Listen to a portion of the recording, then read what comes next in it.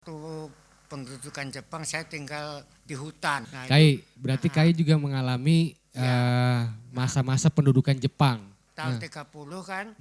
Jadi orang-orang yang mendirikan organisasi oleh Belanda dianggap orang komunis semua. Beliau menjadi kepala sekolah pertama kali di situ.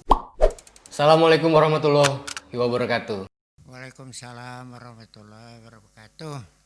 Kai adalah seorang pejuang Ya, di tahun 45 ya. dan tahun berapa lahir Kai? Saya lahir tahun 1931. 1931. Nama Ya. panjangnya Kai siapa Kai ya? Nama panjangnya Prayitno Joyo Diharjo, panggilan sehari-hari Kusman. Prayitno Joyo Diharjo. Ya, Panggilan sehariannya adalah Kusman. ya, Mantan pejuang 45 benar. dan juga sempat menjadi sebagai pegawai di PT Sel ya Kai ya? Saya pertama kali belajar kerja bergabung di DPLAD. Nah, kedua Ya. di lembaga pemasyarakatan, pada waktu itu namanya penjara Oh. di Balikpapan. Nah, sesudah itu saya tidak kerasan di lembaga pemasyarakatan, berhenti karena tidak sesuai dengan apa yang saya inginkan. Saya pindah lalu oleh teman-teman pejuang yang sudah aktif di tentara, saya ditarik di Dodik 16 atau Kudam di Balikpapan. Nah, lalu kemudian saya kerja di perusahaan pemasangan pipa dari Balikpapan ke Tanjung. Oke. Itu perusahaan asing. Lalu setelah selesai itu habis kontrak, saya dipanggil lagi ke Dodik 16. Oke. Nah, di Dodik 16 saya mencoba melamar pekerjaan di tahun 1962. Kemudian 1963 saya diterima kerja di perusahaan minyak PT Sel Indonesia yang sekarang namanya Pertamina. Nah, sampai tahun 1973. Setelah tahun 73 saya ditransfer ke perusahaan asing yang namanya Union Oil 76. Oke. Yang terakhir namanya Chevron. Oh, jadi Kai semua di perusahaan migas ya Kai, banyak Kai ya? Ya. Berarti berjuangnya di tahun Saya mulai ikut berjuang yaitu waktu rencana. Waktu itu rencana penaikan bendera merah putih tanggal 13 November tahun 45 di Karanganyar yang dipimpin Pak Abdul Muthalib. Itu saya mulai bergabung bukannya sengaja. Karena apa? Saya sesudah Perang Dunia Kedua selesai pulang ke Balikpapan dengan ayah dan ibu saya, tidak punya rumah. Lalu ditampung oleh paman, itu namanya Kasmani. Oke, Kai. Kemudian ditampung oleh Pak Kusmani. Kasmani. Nah, Pak Kasmani itu mendengar berita bahwa Pak Abdul Muthalib memperkasai akan mendirikan bendera merah putih untuk mendukung proklamasi 17 Agustus 45 di Jakarta. Itu di tahun 45 itu ya? 45. Oke. Di sekitar bulan Juli. Belum Agustusnya belum. Oh, jadi Kai sudah diminta untuk bergabung ya, di bulan Julinya. Ya. Lalu mendengar proklamasi, lalu Pak Kasmani menghimpun pemuda-pemuda yang ada di Balikpapan. Mantan Kaigun Haiho, yaitu tentara Jepang yang warga negara Indonesia, dan mantan-mantan Romusa dan pemuda-pemuda yang ada di Balikpapan. Nah, waktu itu bukannya menjadi pejuang bersenjata belum, baru mau mendukung penaikan bendera merah putih 45 itu. Persiapan dari bulan Juli berarti Kai ya? Ya. Itu di mana Kai? Pak Kasmani persiapan mulai bulan Juli. Di sana di Kampung Baru Pak Abdul Muthalib itu mungkin lebih daripada itu, tapi saya tidak tahu. Umur berapa waktu itu? Saya menjelang umur 14. 14 tahun ya? Ya. Oke. Nah, karena apa? Karena waktu pendudukan Jepang saya tinggal di hutan, istilahnya di sekitar kampung Teluk Waru, di sana di hutan. Kenapa Karena tinggal di ayah hutan? saya tidak mau bekerja sama Jepang. Kenapa pada saat itu tidak mau bekerja dengan Jepang? Karena beliau sudah mendengar karena ayah saya itu orang bekas mantan politik dari SI, dari Jawa, Serikat Serikat Islam. Jadi tidak mau karena sudah mendengar bagaimana sepak terjangan Jepang yang menjajah Taiwan dan Korea.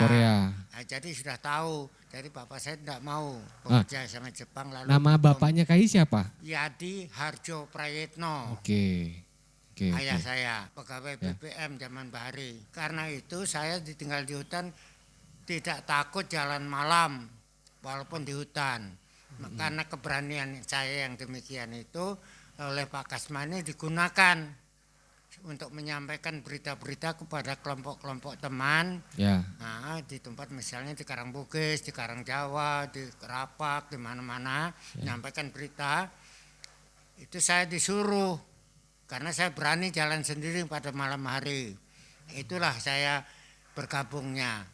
Kemudian diadakan rapat pertama mengenai menaikkan bendera merah putih itu di Kampung Baru. Nah, di Kampung Baru kemudian belum ada keputusan. Lalu rencana kedua rapat di Bangsal nomor 9 Kebon Sayur. Bangsal nomor 9. Sekarang itu di mana posisinya itu, Kai? Sekarang dekat masjid apa itu namanya? Sekarang tidak ada lagi Bangsalnya itu, dekat lapangan Poni. Ya, nah sudah di situ teman-teman dari Kampung Baru yang tahu situasi di situ melarang rapat di tempatnya Pak Sugito itu namanya Sugito yang punya rumah itu. Melarang karena apa? Dekat kantor Alkemen polisi atau Polresnya polisi yang sekarang menjadi kamar bersalin di lapangan Foni itu. Di samping itu juga dekat dengan kantor Nika yang sekarang SD nomor 9. Lalu dekat pula dengan penjara yang sekarang yang dulu disebut Fangnes itu sekarang menjadi kantor camat Kampung Baru. Jadi lalu dialihkan ke Gunung Pat di rumahnya Pak Ali Wardoyo. Pak Ali Wardoyo itu mantan pegawai BPM atau temannya Pak Abdul Muthalib zaman Bahari. Lalu rapat di situ, saya ditugasi untuk pengawasan bila mana ada mata-mata Belanda masuk ke daerah rapat. Nah, di tempatnya Pak Ali Wardoyo itu sekitar tanggal 11 November 45. Ya. Nah, di situ dirapat semua pimpinan dari Kampung Baru hadir. Dari kelompoknya Pak Kasmani juga hadir. Lalu setelah rapat selesai mendapat keputusan. Rencananya akan dikibarkan tanggal 12 November 45. Tetapi hadirin banyak yang menolak karena kalau tanggal 12 itu tidak bisa memberitahu warga di Balikpapan seberang yang sekarang Penajam, yang di daerah Tritip, di mana Gunung Samarinda dan lain sebagainya.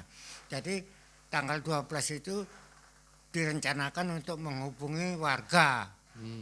Dan keputusan terakhir tempatnya di Karanganyar. Sekarang kalau sekarang kira-kira 700 meter dari pintu 5 ke dalam Karanganyar. Ya, berarti ke dalam, ke arah laut. Nah, 700 meter dari situ. Di situ ada lapangan yang lapangan kosong. Waktu zaman sebelum perang digunakan oleh BPM untuk mengadakan hiburan bagi warga, bagi karyawan, yaitu layar tancap. Itu 700 meter ke arah laut atau ke pinggir jalannya, Kai? Enggak, di tengah. Tengah-tengah. Tengah-tengah, ya sekarang di tengah-tengah tangki-tangki itu sekarang. Yang gede-gede itu ya? Ya, nah, jadi sudah itu di situ ada lapangan terbuka, sedangkan tentara Australia banyak yang menyingkir dari situ. Tadinya dibuat camp tentara Australia. Lalu di situ saya dengan Slamet Suprapto itu diperintahkan oleh pimpinan Pak Kasmani supaya ikut membersihkan lapangan. Lalu saya minta bantuan para Romusa yang ada di Bangsal BPM yang ditempatkan di situ oleh tentara sekutu, mendapat jaminan makan dan kesantunan lainnya.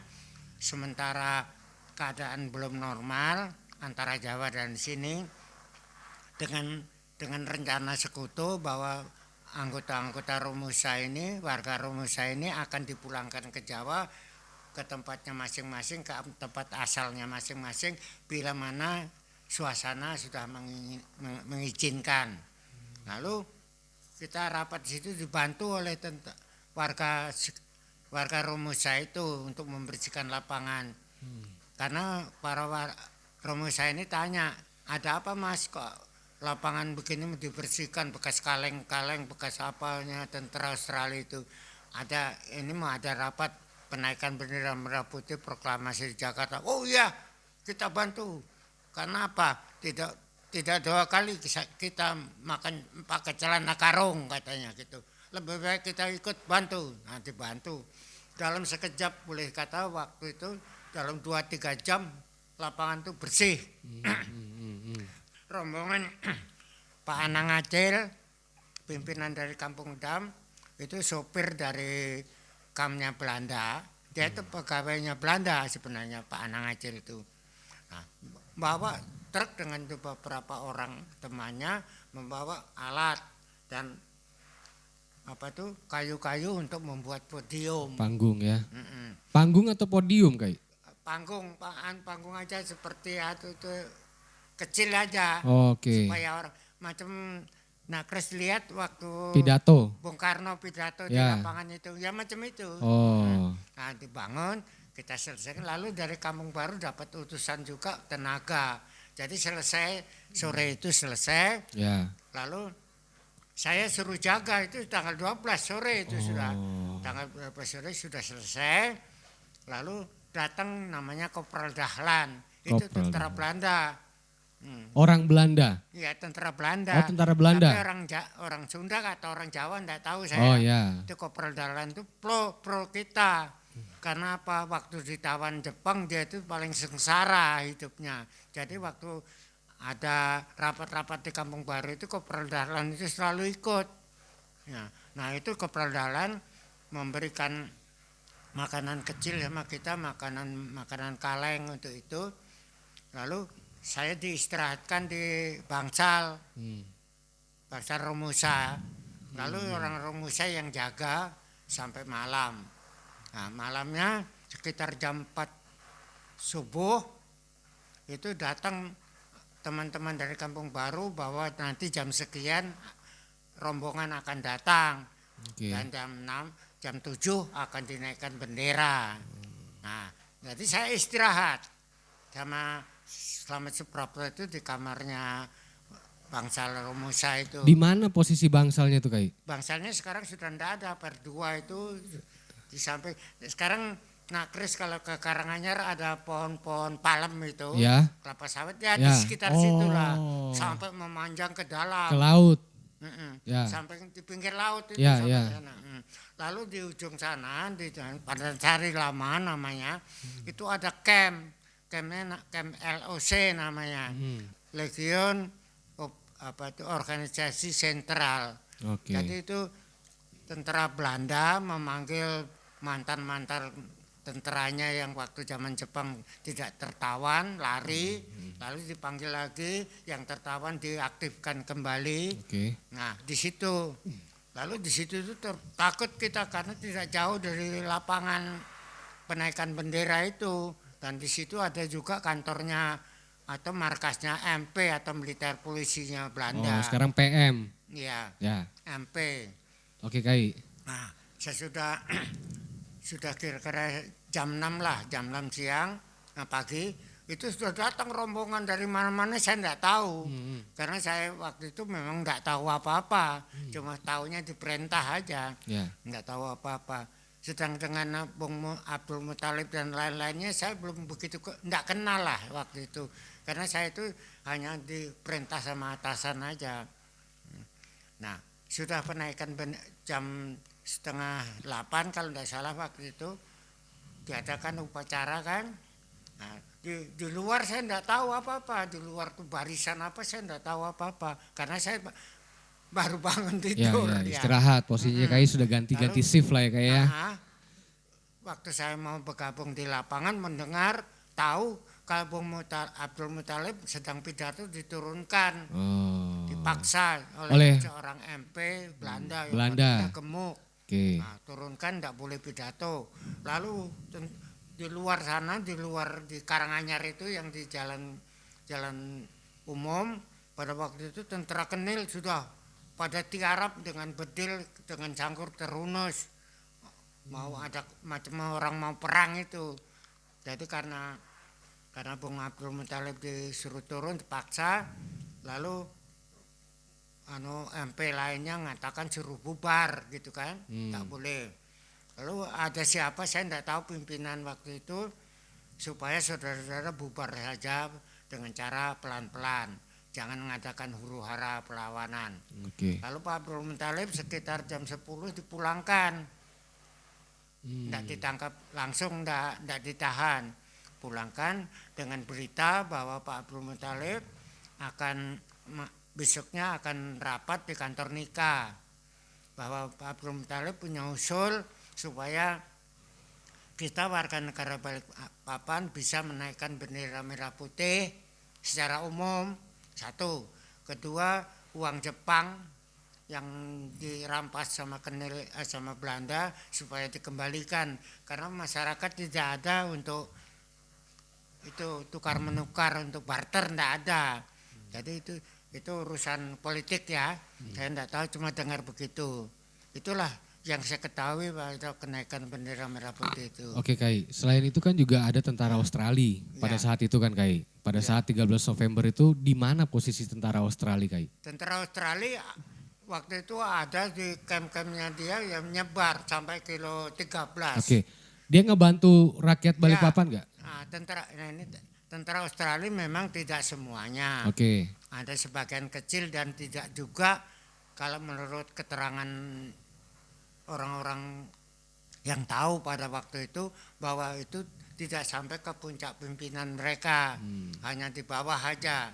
Ya pangkat letnan ke bawah lah, tidak sampai ke atasan. Tentara Australia pada waktu itu memang marah sama Belanda. Nah, karena apa? Senjata yang dipakai tentara Kenil itu, tentara Belanda itu senjata dari Australia semua. Jadi banyak yang dirampasi sama. Sedangkan tentara Australia itu tidak celananya itu sudah dipotong. Jadi macam celana pendek itu, baju-bajunya dibuka, enggak pakai baju, cuma pakai topi aja. Nah itu pada itu dari bilang Belanda go home, Belanda go home. Belanda Dutch to go to hell, dia bilang go to hell, dia bilang itu. Dia ngomongnya gitu. Itu tentara Australia. Dapat juga setelah itu juga membantu senjata kepada pejuang bersenjata kita. Lalu Abdul Muthalib pada tanggal 18 bulan itu, tanggal 17-nya itu mengadakan rapat umum, mengadakan adakan serangan umum. Adakan pemberontakan secara umum, beliau yang mimpin. Lalu tanggal 13, tanggal 14, tanggal 15 itu pemuda-pemuda membuat kelompok. Macam anak Aceh membuat kelompok di Kampung Damai sekarang, Kampung Damai, Dam. Lalu Abdurrahman Mudin di kota, terus Pak Kasmani di Gunung Samarinda. Itu mengumpulkan pemuda-pemuda mencari senjata untuk berontak. Pemberontakan pertama pada waktu itu. Nah, tanggal 18 itu sudah terencana bagus mau adakan pemberontakan, gagal. Pak Abdul Muthalib memerintahkan orang untuk menghancurkan sentral listrik yang sekarang sentral listriknya itu di sekitar gedung yang ada di Raja Malaysia itu. Oh, Kampung Baru Tengah ya itu kayak. Di Kampung Baru. Ya. Gagal karena yang diperintahkan menghancurkan itu melempar granat ke sentral listrik, yang kena cuma bak air aja. Jadi api tidak padam, lampu tidak padam, sehingga gagal. Gagal, lalu Belanda akan menangkap Abdul Muthalib karena mata-mata Belanda banyak sekali. Ya. Nah, Pak Abdul Muthalib tanggal 20 kita larikan ke seberang. Pak Abdul Muthalib, Pak Sugito dengan Pak Fakih, 3 orang itu dengan keluarganya kita larikan ke Penajem. Yang mencarikan perahunya yaitu Pak Karim Payau, minta bantuan Pak Yunus yang kakeknya siapa tadi itu, Bang Maulidin. Nah itu dikirim ke seberang sampai ke Penajam, sampai ke Nenang, sampai ke Banjarmasin, lalu tidak ada beritanya lagi sampai sekarang. Pak Fakih sempat pulang ke sini tahun 55, tapi waktu dalam pelarian itu berpisah, tidak ketemu lagi. Oke. Berarti tokoh pemuda pada saat itu yang menggerakkan Abdul Muthalib. Iya. Oh, Abdul Muthalib asal Balikpapan atau? Bukan. Pak Abdul Muthalib itu istilahnya pegawai pegawai BPM yang pendidikannya lumayan pada waktu itu, karena beliau saya tahu bisa bahasa Belanda. Ketika beliau menjabat sebagai pegawai BPM, beliau mendirikan koperasi. Koperasi itu sekitar tahun 30-an kalau tidak salah menurut cerita ayah saya. Karena ayah saya kenal baik. Baik sama beliau. Berarti Kai juga mengalami masa-masa pendudukan Jepang. Tahun 30 kan, setelah kejadian di Jawa pemberontakan PKI tahun 1926. Jadi orang-orang yang mendirikan organisasi oleh Belanda dianggap orang komunis semua. Jadi Abdul Muthalib diberhentikan. Kai, sekarang kita mau tahu cerita waktu pada saat Jepang masuk, Kai. Jepang masuk itu Kai umur berapa? Nah, saya waktu Jepang itu ya sekitar umur berapa ya? Orang di SD kelas 4. Kelas 4 ya? Iya. Berarti sekitar 9 tahunan. 9 tahun, 10 tahun ya Kai ya? Iya. Nah itu gimana perasaan Kai pada saat Jepang masuk? Nah Jepang masuk itu saya di seberang kan. Oh ya. Di seberang saya di hutan lah ceritanya. Cuma kakak saya yang paling tua namanya Rusmin. Yang nomor 2 namanya Muhammad Juri. Yang nomor 3 Mesran yang pejuang itu. Itu ada di seberang itu mendengar bahwa Jepang sudah mendarat di Balikpapan. Nah, di Balikpapan pada waktu itu penyerangan secara perang macam bom-boman itu tidak ada.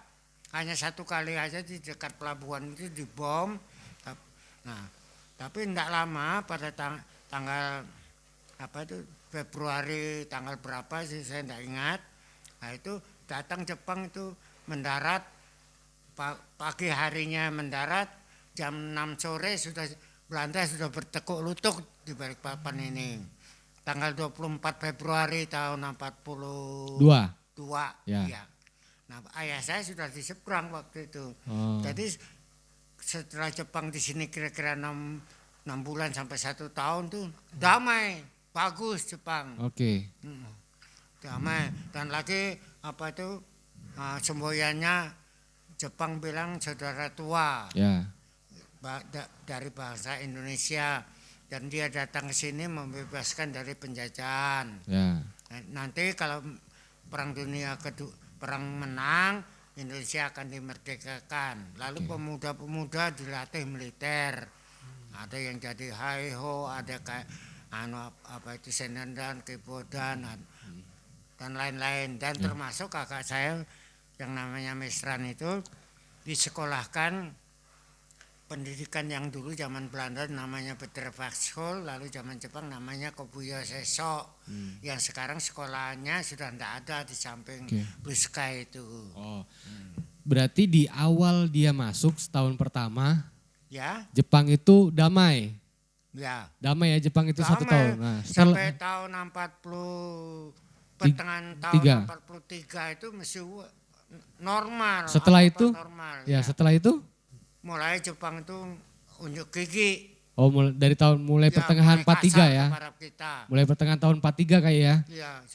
Ya, sudah 43 awal lah gitu. Ya. Sudah mulai ganas Jepang. Kalau ke kampung itu ya, melihat buah ya diambil, melihat ayam ya ditangkap gitu. Lalu kepada kita warga Indonesia semua harus cukur plantas, dicukur gundul laki-lakinya. Lalu kalau di jalan-jalan ketemu Jepang harus menghormat. Saya keret itu nundukkan badan. Lalu kalau di pos-posnya penjagaan kita tidak hormat, panggil dipukuli kita. Itu Jepang mulai kejam. Ternyata menurut kisahnya para politik yang orang-orang berpendidikan tinggi pada waktu itu, bahwa Jepang sudah mulai keteter perangnya di Pasifik. Armada-armadanya banyak hancur. Lalu sekutu sudah mulai merampas daerah-daerah jajahannya, termasuk Filipina itu sudah mulai diserang. Lalu tahun 40 menjelang tahun 44 mulai Balikpapan diserang melalui udara. Oke. Kai, pada saat zaman Jepang itu gimana kehidupannya? Makannya gimana? Secara ekonomi gimana Kai? Jepang datang pertama kali bagus. Nah, kita warga yang tidak ikut bekerja pada Jepang atau instansi Jepang mendapat kartu jatah makanan. Bahan pangan yaitu berupa beras, kacang hijau dan lain-lain. Dan minyak tanah. Minyak tanah penting karena untuk lampu. Nah, setelah itu menjelang tahun 43 akhir itu sudah mulai tersendat-sendat pembagiannya itu. Lalu pertengahan tahun 44 setelah penyerangan sekutu di sini dengan udara, jatah pangannya itu sudah tidak diberikan lagi sudah. Karena untuk makan sendiri Jepang kekurangan. Karena kapal tidak ada yang datang kemari. Karena Balikpapan ini adalah daerah minus, tidak ada perkebunan, tidak ada pertanian. Dan lagi hanya kita dapat bantuan dari Sulawesi dengan perahu. Pedangkang namanya. Perahu pinisi yang berlayar itu. Nah itu kita beli, kalau perahu itu sampai di sini baru bisa kita beli beras. Nah kebetulan kakak saya salah satu yang namanya Mesren tadi, setelah pendidikan selesai 2 tahun diangkat jadi tentara Jepang. Nah dia kerjanya bukannya di pasukan tapi di laboran, membuat mesiu dan gemuk atau paslin untuk melumasi meriam-meriam itu. Jadi kakak saya itu dapat jatah pangan. Itu hidup saya waktu itu. Yang lainnya sudah tidak karuan sudah. Ya, orang-orang Romusha yang didatangkan sini kebanyakan kehabisan pakaian, memakai baju karung. Lalu yang sakit-sakit itu yang sudah diobati dengan air kelapa, disuntik air kelapa. Banyak yang mati. Itulah keadaan pada waktu itu. Sehingga penyerangan sekutu tahun 45. Jadi Balikpapan pada waktu itu sangat betul-betul orang mati di jalan-jalan itu sudah tidak terhitung lah. Untuk menolong mereka tidak mungkin karena kita sendiri sudah tidak bisa berbuat apa-apa. Karena Jepang itu. Jadi pada saat itu makannya apa dong Kai? Siapa? Makannya apa? Kita. Ya pada saat kesusahan itu. Karena saya di kebun, ya, di sana nanam pisang, ya nanam singkong. Itu kebetulan juga menanam padi gogo yang tidak di sawah itu kan. Jadi lumayan juga. Nah orang-orang yang lain itu sudah makan itu tepung kanji.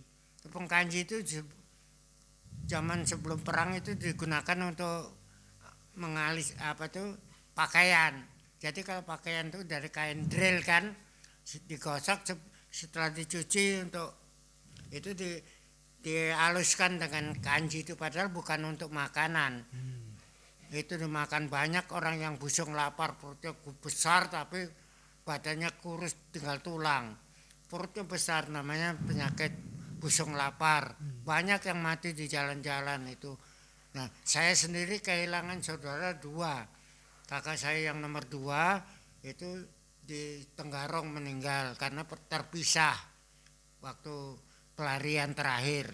Lalu adik saya yang terakhir, yang paling kecil meninggal karena penyakit malaria. Nah itulah akhirnya Jepang, lalu tentara sekutu datang, kita lumayan sudah.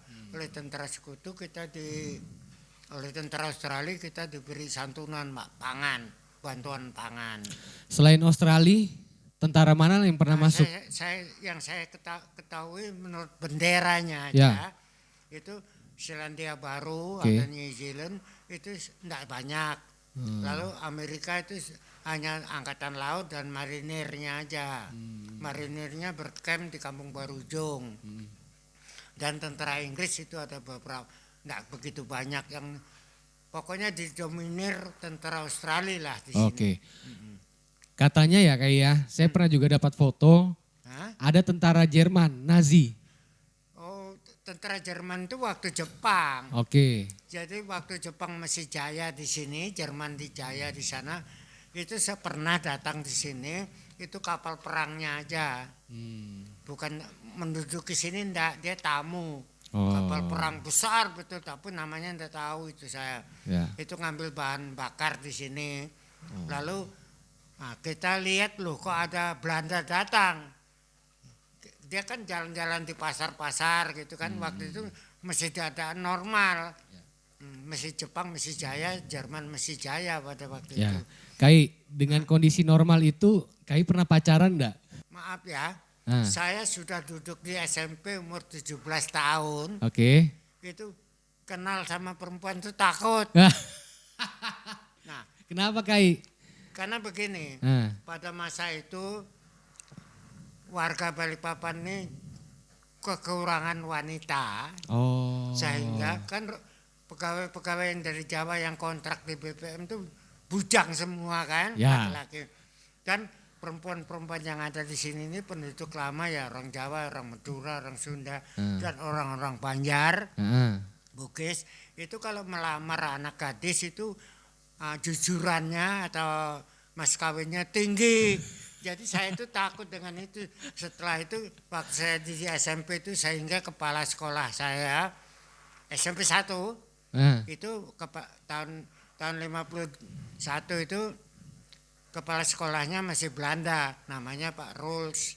Nah, wakilnya namanya Krastel. Tapi guru-gurunya sudah orang Indonesia semua yang didatangkan dari Surabaya dan Manado. Berarti SMP 1 tuh di mana posisinya? Nah, SMP 1 yang di Gunung Meratus itu. Gunung tetap Pasir itu. ini? Iya itu. Oh, dari dulu di situ itu berarti? namanya dulu bukan Gunung Pasir, Gunung Meratus namanya. Ah. Nah, itu gurunya itu situ dulunya sekolah Milo, SMP-nya Belanda. Milono akhirnya namanya sekarang. Terus ganti SMP 1 itu. Oh, dulu namanya sekolah Milo. Milo. Oke, Milo Kai. itu tahu tulisannya MULO, jadi Mulo. Mulo. tulisannya. Tahu saya lupa itu singkatannya lupa saya. Oh. Lidl Barah apa itu enggak tahu, saya lupa singkatannya. Lalu oleh pemerintah RIS Republik Indonesia Serikat itu sekolah-sekolah Belanda dihapus. Oh, oke. Lalu SMP-nya itu dijadi Milo jadi SMP. Oke. Nah, Kai. Tadi waktu dari tahun kan Kai lahir di tahun 30 ya Kai ya. Lahirnya Kai tahun 30 ya. 31. 31. Itu kan sudah ada rumah dahor berarti. Oh, rumah dahor itu saya datang di Balikpapan sudah nongkrong itu sudah ada. Saya datang di sini di tahun 40. Jadi tahun 42 waktu Februari itu saya baru berapa bulan aja di sini. 9 bulan saya di Balikpapan. Itu baru Perang Dunia Kedua. Jadi dahor itu sudah ada, rumah genteng itu sudah ada. Lalu ini kelandasan gunung-gunung Dop situ sudah ada. Tapi banyak bangunannya berubah yang di sini, yang di Gunung Dop karena banyak kena bom. Lalu berubah jadi tadinya kolong menjadi macam rumah dahor itu, lalu menjadi rumah duduk macam beton. Kena bom gimana maksudnya Kai? Bom sekutu, tentara sekutu. Berapa lama tentara sekutu ngebom? Itu mulai awal tahun 44 sampai 45 itu pengeboman luar biasa itu. Siang malam. Tahun 45 bulan Januari itu sudah siang malam serangan udara itu. Karena menurut keterangan orang-orang dulu bahwa sekutu sudah ada di Morotai, bermarkas di Morotai yang dipimpin oleh Jenderal Douglas MacArthur. Douglas MacArthur. Iya. Oke. Nah itu siang malam sudah. Lalu kalau kita tanya sama Jepang itu dari mana itu? Americano Seikoki itu pesawat. Oh itu dari kapal perang itu dia bilang. Sudah kapalnya tenggelam, dia bilang saya bom juga, dia bilang sama Jepang. Nah, lalu saya tanya itu pesawat Seikoki Hita itu kemana? Oh dia pesawatnya Jepang itu kemana? Kok enggak ada semua. Banyak yang hancur kan, ketembak. Nah, dia bilang, oh dia pulang ke Tokyo, dia bilang gitu. Jadi Jepang itu selalu bohong kalau kita tanyain. Oh, seolah-olah dia menang perang. Iya. Oh, Kai pada saat pendudukan Jepang itu sudah boleh menyanyikan Indonesia Raya ya? Zaman Jepang, Ya. itu kita dibolehkan naikkan bendera merah putih. Lalu nyanyikan nyanyikan Indonesia Raya, boleh. Tapi Indonesia Rayanya tidak seperti sekarang. Kalau dulu sekarang merdeka, kalau dulu mulia gitu. Kai masih ingat enggak? Ya. Masih ingat enggak Yang liriknya? terakhirnya yaitu Indonesia merdeka. Kalau dulu enggak, yang terakhir aja. Itu Indonesia mulia raya gitu. Oh. Lagu semua sama. Liriknya di situ berubah. Kalau yang lainnya sama. Kata yang aslinya itu mulia. Oke, Kai. Memang kata aslinya mulia. Mulia berarti Kai ya. Kai bisa bahasa Belanda atau bahasa Jepang? Saya Jepang itu ya tahu-taunya ya begitu arigato. Tahu-taunya cikune, sekune gitu. Kalau bahasa Belanda? Bahasa Belanda itu kalau orang ngomong saya mesti paham dikit-dikit. Sampai sekarang masih bisa? Masih kalau bahasa Belanda itu kalau orang ngomong, walaupun saya tidak bisa banyak, saya ngerti. Dia karena bahasa Belanda itu banyak kita pakai. Sepertinya handuk, itu bahasa Belanda, polisi, militer, kopral, sersan. Itu bahasa Belanda semua? Potlot. Strat itu bahasa Belanda juga? Iya, banyak bahasa Belanda kita pakai. Iya, Kai. Kai, kalau kita ngelihat kan perubahannya ya Kai ya, dari Kai yang masuk ke sini masih tenang, kemudian masuk Jepang, tenang juga, habis itu juga agak sedikit chaos ekonominya.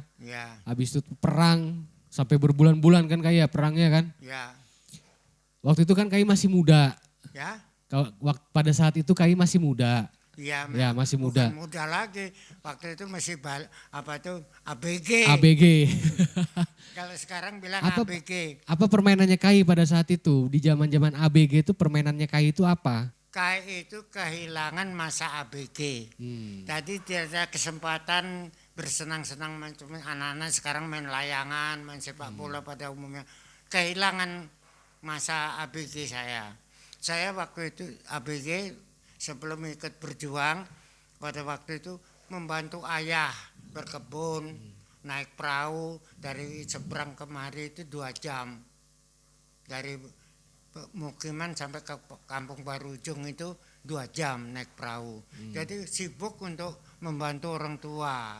Jadi tidak ada kesempatan untuk senang-senang, paling-paling sama teman-teman nyanyi-nyanyi sambil mancing. Oh. Sungai itu kan. Di mana dulu mancingnya? Kalau nyanyi-nyanyi Jepang misalnya Miyoto kaino surakete takaji sutakako takanakeba tenchi no saiki asura suto tebau adaru oyashima o sairo no asaru gumoni. Itu lagu-lagu Jepang apa? Artinya nggak tahu. Cuma Jepang-Jepang nyanyi ikut. Lalu satu lagi. Nyanyi-nyanyi Jepang itu misalnya Otete sunai de no michi wo yukeba no kuwai koto jimi naute koto jimi naute utete kangkachi nayu. Itu lagu, itu aja yang saya kenal sampai sekarang. Itu main pakai gitar atau nyanyi tanpa gitar? Iya, nggak bisa. Oh. Nggak bisa. Gitaran nggak bisa sama sekali. Teman-temannya ada yang main gitar tapi? Ya, kan gini. Nah. Lihat orang nyanyi-nyanyi, dengar ikut-ikutan aja waktu itu. Waktu itu sering nyanyinya di mana kayak kayak? saya yang sekolah di Kobuya yang di Jakarta itu, Ya. dia kan sekolah Jepang. Ya. Dia diberi pakaian ala Jepang, seperti Jepang asli, digundul ya pakaian Jepang sudah itu. Oh. Itu kalau hari malam minggu atau hari besar datang ke seberang kan, ke tempat ayahnya, tempat saya. Itu sambil nyanyi, itu ngajari nyanyi. Ya tulis Jepang, bahasa Jepang selama 2 tahun. Yaitu Pak Saili, bekas wali kota sini, itu Ya. temannya dia. Terus Tan Wahai Chiang atau Sompotan veteran sekarang di Jakarta itu juga temannya. Banyak dulu tuh. Oh. Nah Kai, kita melihat perbedaan zaman, perbedaan masa, perbedaan kebahagiaannya Kai. Pada saat itu memang ada bahagia tapi agak tertekan dengan Jepang ya Kai ya. Kai ngelihat sekarang, anak muda sekarang itu bagaimana Kai? Ya, tidak semuanya ya. Pemuda sekarang ini kalau saya pendidikannya baik-baik. Pendidikannya sekolahnya baik-baik. Ya.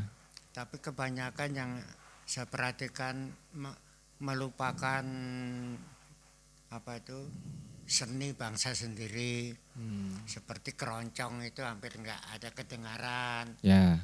Misalnya kesenian Banjar seperti Mamanda, nah itu nggak ada. Ludruk kalau di Jawa macam tarian Pasapu dari Sulawesi itu nggak ada dipakai. Lalu olahraga misalnya main logo, main apa itu nggak ada. Jadi pemuda sekarang sudah kebanyakan mengikuti aliran zaman. Ya. Jangan sampai ketinggalan yang lihat ajocing dan lain sebagainya. Tapi tidak semuanya. Yang saya sesalkan, sangat sesalkan, mereka itu yang narkotik itu aja. Narkoba Kai ya? Ya narkoba itu. Kenapa Kai menyesalkan itu? Ya, yang saya sesalkan ya itu aja. Kalau yang lainnya itu ya banyak kan yang tadinya memang anak-anak hidupnya orang tuanya pas-pasan, sekarang menjadi orang baik-baik ya banyak. Kai, kenapa menyesalkan narkoba Kai? Ya, Kenapa dengan narkoba menurut Kai? narkoba. Ya, narkotik. Ya itu kan karena pengaruh dari luar sebenarnya. Kan begini, nah ini cerita kuno ya. Ya. Belanda dulu di Indonesia, di Balikpapan terutama, itu ada namanya Dipo. Diponya itu toko lah. Toko yang spesial menjual candu. Ya kalau sekarang disebut narkotik itu. Ya, di mana itu Kai tokonya? Itu dijual. Di mana Di tokonya? toko-toko ada spesial anunya. Seperti halnya zaman Belanda dulu itu ada toko menjual garam itu tidak sembarangan jual. Jadi pemerintah Belanda menjual garam lalu dijual kepada istilahnya anunya tokonya yang besar itu Belanda. Lalu orang-orang yang pedagang itu menyalurkan narkotik itu juga itu. Nah itu pegawai kontrakan terutama Cina. Kontrak dari daratan Cina yang kerja di BPM itu kebanyakan tenaga teknisi semua, tukang-tukang. Itu semua minum madat. Jadi itu peninggalan dari zaman Belanda. Lalu yang namanya yang dari Aceh itu apa namanya daun ganja itu Ya. dulu tidak dikenal di sini, tidak dikenal di Indonesia ini, tidak dikenal, hanya candu itu aja. Dan lagi menurut keterangan, menurut sejarah juga kita pernah baca di buku sejarah bahwa Inggris dengan Cina itu dulu perangnya perang candu itu kan. Ya, bisa menaklukkan Cina karena candu itu. Toko yang jual candu itu di mana dulu Kai? Pokoknya saya malah tidak tahu, cuma ada. Oh. Jadi macam pertokoan gitu ya. Ya. Ada yang jual minuman keras, ada minuman candu. Tapi di Balikpapan cuma satu aja. Tidak ada duanya. Toko itu Cina yang jual, tapi atas nama pemerintah Belanda. Oke Kai. Kai, harapannya Kai di zaman sekarang ini gimana Kai? Kepada pemuda. Para pemuda, masyarakat, semuanya Kai. Harapan saya, ingatlah para perebut kemerdekaan. Beliau yang wafat karena tua, wafat karena bertempur atau gugur dalam pertempuran, membela kemerdekaan ini.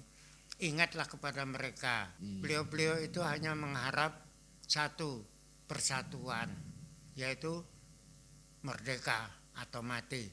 Itu dulu. Nah sekarang peninggalan beliau itu seperti yang diamanatkan oleh pemerintah sekarang, NKRI harus diingat.